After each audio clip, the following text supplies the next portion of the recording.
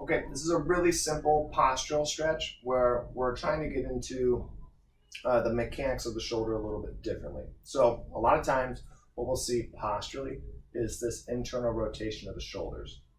We know the weakest, least stable, most injury prone position of the shoulder is down and forward. And this pec muscle 24/7 pulls this shoulder into the internally rotated position.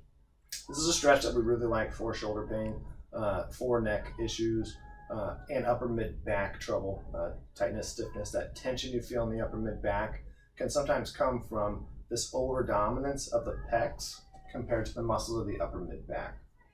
So what we want to do is not do this to sharp pain. We want to feel tight, stretchy, stiff.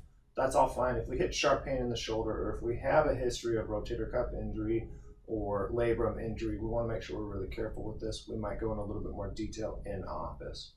But you find a doorway, and what we like to do is have the hands at about the top of the head height so that this upper arm is parallel to the floor.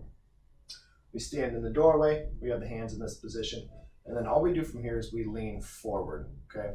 We're doing this until we feel the stretch in through the chest on both sides. We don't want pinchy on the back side in between the shoulder blades.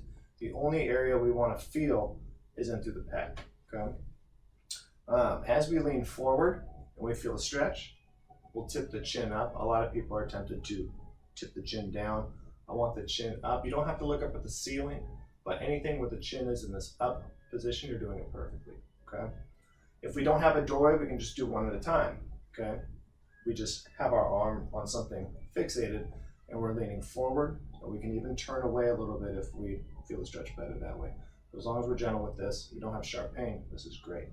This is also really good for symptoms that don't really sound like a nerve impingement. It could be pain, numbness, tingling, or weakness into the arm. Oftentimes it's at night, but there's a deep muscle in the armpit that gets pulled into this whole shoulder girdle internal rotation issue that we're talking about that can cut off blood flow coming in and out of the arm. It's a form of thoracic outlet syndrome.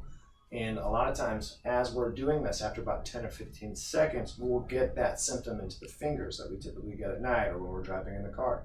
That's okay. That should go away after the first week or so of doing this, maybe after the first few days.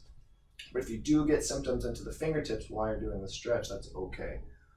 As these muscles get used to staying long, what we'll notice is instead of having to force the shoulders back, as this pec muscle gets longer, without you really thinking about it, the shoulders will stay more externally rotated, which is good because the head, instead of coming forward with the internal rotation, as the chest stays opened up, the head will be able to stack and leverage more efficiently on top of the shoulders and shoulder blade.